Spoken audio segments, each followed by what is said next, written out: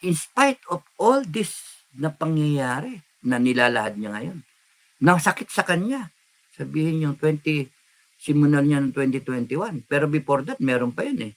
So, sa 2021, siya decided to start the story, to start the interview, the narration, di ba? 2021, yung gusto niya, third term, di ba? And then, nag-decide siya, tatay niya sinasabi, baka tumakbo, di ba? Umabot na tayo kanina, nag-emote pa ako doon, no? Na kita mo yung pagmamahal ng tatay. Kita mo yung pagrespeto sa pamilya. No? Kita mo yung pagmamahal sa Davao.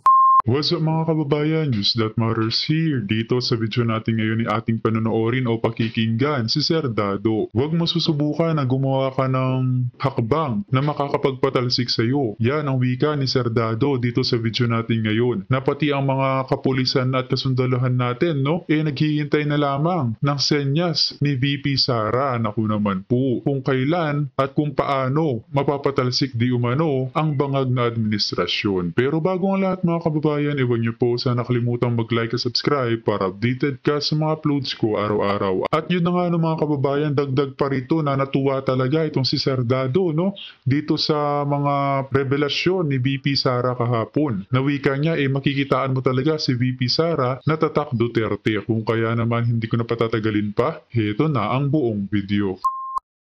Na literally na gusto niyang gawin. Gusto niyang gawin. Kung gusto niyang gawin, pagka siyang nakapinuno dyan, gawin niya. Di ba? Pero if it was said na out of exasperation, yung total disillusionment dun sa ka-body mong tumakbo, putay na. Give her the slack.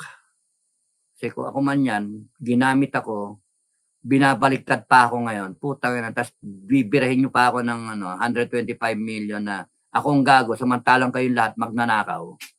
Hanip kayo, billion, trillion, hanip kayo, mga walang niya kayo, may araw din kayong lahat sa akin.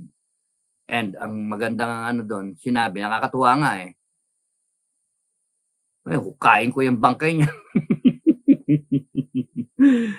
Hindi kayo makaganti. Wala kasi, buhay pa yung tatay di ba? Buhay pa si Nakonwood, buhay pa si Tatay Digong di ba? Ano yun parang pinakita pa nga na, kung tayo malakang utang na loob. Yun yung ibig sabihin nun Sabi ko nga sa inyo read between the lines. Para lang mapag-usapan, huhukayin ko yan Kung ako lang hukayin ko yan. Isabog ko sa West Philippine Sea. Sa pool doon Sipin nyo yun. Walang gulo sa West Philippine Sea. Nag-aggravate yung West Philippine Sea. Tapos nun, may blunder ba? No? Na to the brink of war tayo with China. Tayo kagagawan mo, Junior. Tapos nun, hindi mo natatandaan, pinalibing yan ng tatay ko, yung tatay mo. Tapos binibiran nyo ngayon yung tatay ko, winawalang niya nyo pa, imbestigahan ninyo. Kaya kung ako yan, huhukain ko yan at daling ko pa. Duterte dating. No? Duterte. Kaya nga nakakatuwa Nakakatuwa. Pero yung iba, sensitive kuno. Pero hindi kayo sensitive. Sensitive kayo sa desecration ng bangkay ni FEM, ganun. Hindi kayo sensitive doon sa ginagawa nila ngayon. Ninanakawan tayo. No? Dinadivert yung PhilHealth. Benta ng ginto. No? Ng tokwa. Anong klaseng mga Pilipino? Meron tayo. No? Issue sa inyo yung bangkay ni FEM. When in pa kaya sinasabi yon to bring the attention of everyone. Kundi pala kayo gago Hukayin ko yan Isabog sa West Philippine Sea, tangina ninyo. Ganun ang dating. Kaya nga sabi ko, intindihin ninyo. Kung meron kayong kukote, intindihin ninyo. It is being said to bring the attention to the father, both fathers, the father of one, pinayagan, after 5 presidents, pinayagan na mailibing dyan. Nag-ubos siya ng political capital, pinanindigan niya, nailibing dyan. Dapat nagte-thank you kayo. Tangina ninyo, hukain ko yun, wala kayo utang na loob, gago kayo. pakain ko yan doon sa West Philippine Sea, mga pating doon eh. Tarantado kayo. Ngayon, yung West Philippine Sea, gulo-gulo. Pero tayo magkagera dahil sa inyo, gago. Yun ang ibig sabihin. Matalino yung dating, kaya kinakailangan mag-level up kayo, matalino din dapat kayo. Intindihin nyo. Now, ngayon, kung ang ibig sabihin, literally, tuwa rin ako. Katuwa nga, no? Kasi yung yung play ng ibig sabihin. May spectrum kasi ng ibig sabihin. Kung saan yung intelligence quotient mo, doon ka, and then doon ka magre-react. Kaya kung yung pick upin niya ng media, pick upin ng simbahan, pick upin ng kung sinong mga achuchu, mga ganyan, and then makita kung sino yung kakampi. Sige, mag-play kayo dun sa utak ni Duterte, utak ng mga Duterte, utak ng Tatak Duterte ng Inday Sara. Iba eh. Malalim eh. Doon pala makita niya yung kakampi niya. Di ba? Kaya pagkatas niyang yung salita na yung makita, magditawan yung mga kakampi ni BP Sara. At yung nagbabasa, utang na, tatayo na yata ito ah. Pucha, delikado. Bilang na yung araw ng Marcos. Delikado na ito. Pinag-uusapan pugutan ng ulo eh. Hukayan ng libing. Hukayan ng bangkay na ito. Hukayan ng bangkay. Tatapos sa West Philippine Sea. Sasabog sa West Philippine Sea. Tapos pupugutan pa ng ulo. Meron pa. Iniisip na pupugutan ng ulo. Meron pang kulam-kulam, no? Anak ng toko. Yun, magandang panoorin, di ba? Kaya nga, pagkatas niyan, react. Kaya buti, nag-react na rin ako. React.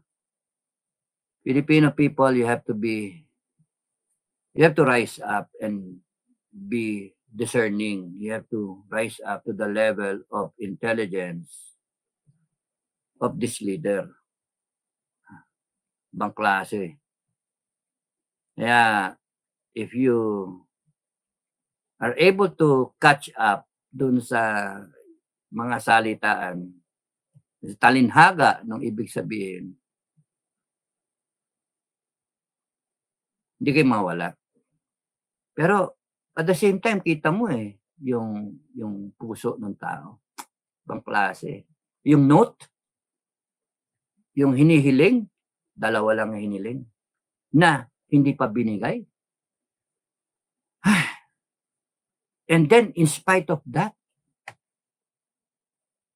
sinusuportahan pa. In spite of all this na pangyayari, na nilalahad niya ngayon. Nasakit sa kanya. Sabihin yung simulan niya ng 2021. Pero before that, meron pa yun eh. Sa 2021, siya decided to start the story, to start the interview.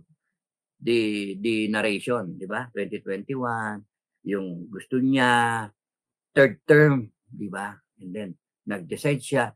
Tatay niya, sinasabi, wag kang tumakbo. Di ba? Umabot na tayo kanina, nag-emote pa ako doon, no? Na kita mo yung pagmamahal ng tatay. Kita mo yung pagrespeto sa pamilya. No? Kita mo yung pagmamahal sa Davao. Tanginahanip yun.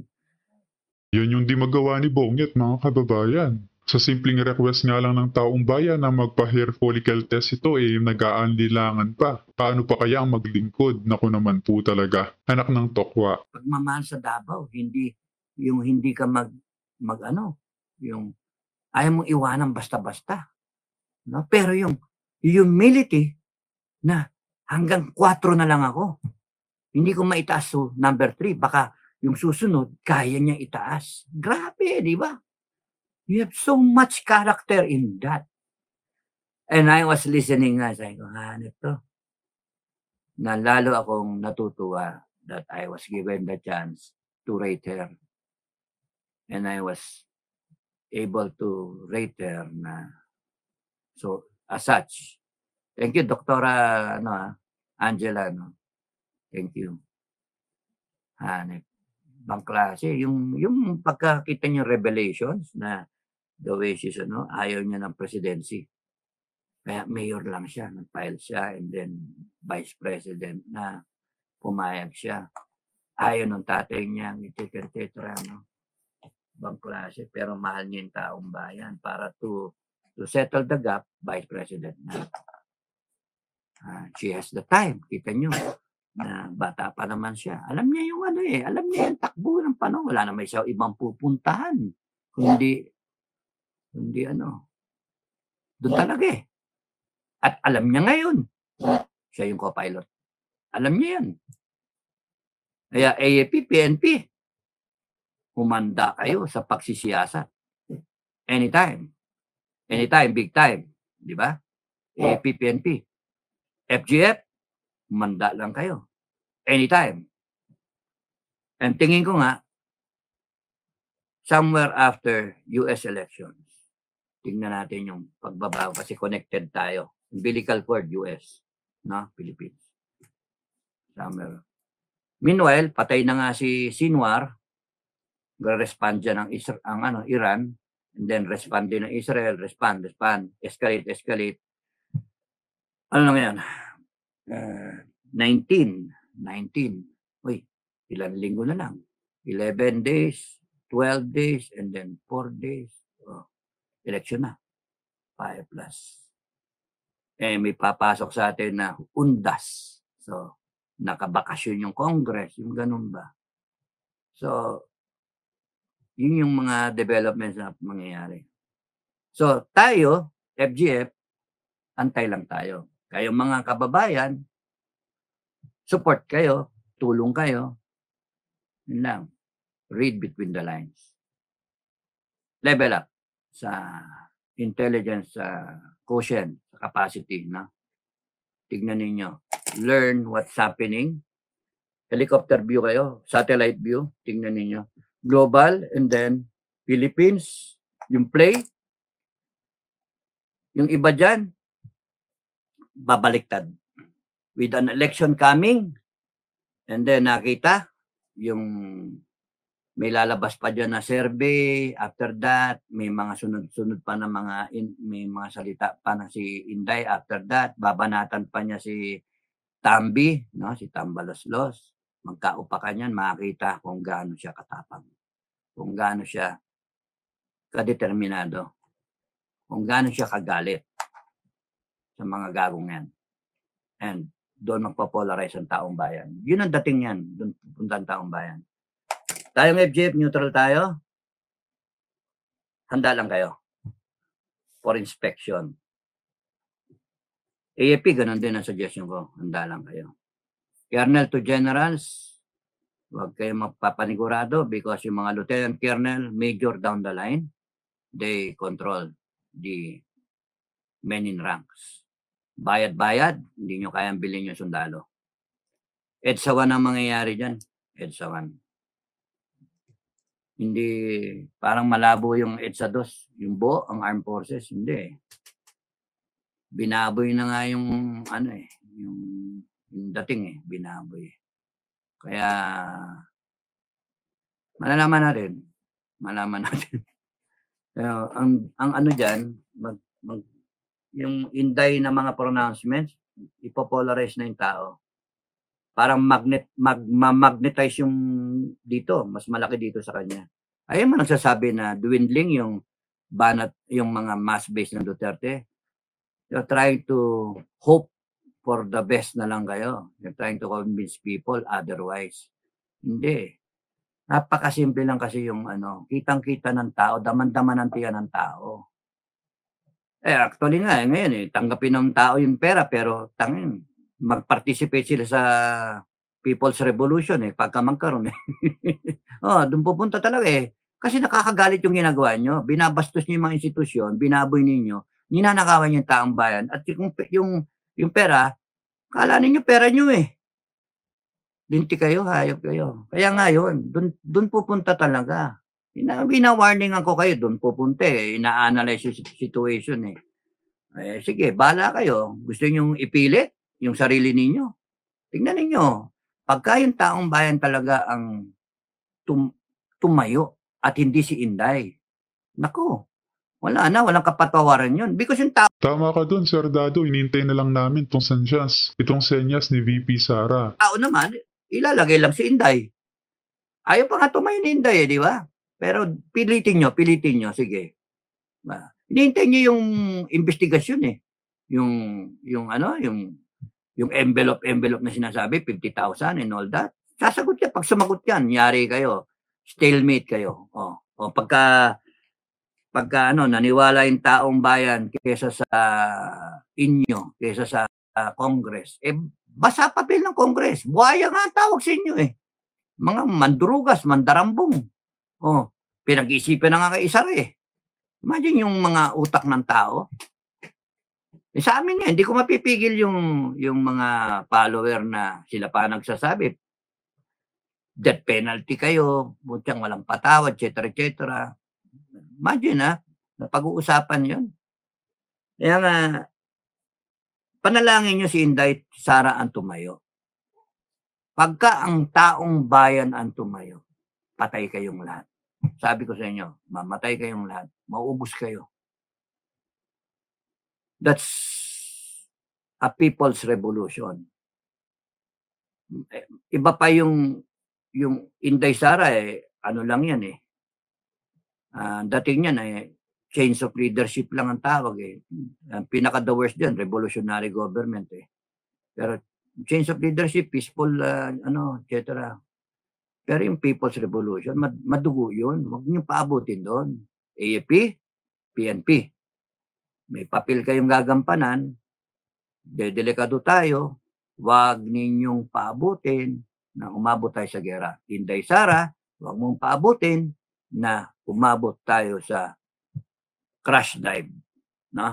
Mahirap lumabas doon.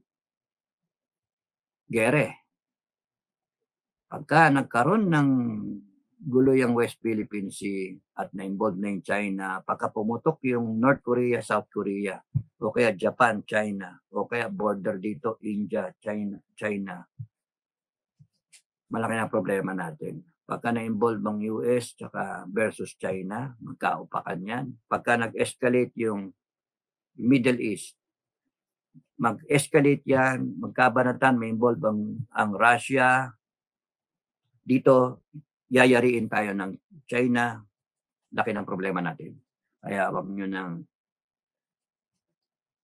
dagdagan wag nyo nang paabutin. And yung salita na nanghingi ng relo, laking problema natin nun. Tiniente pa lang yan, bagong graduate.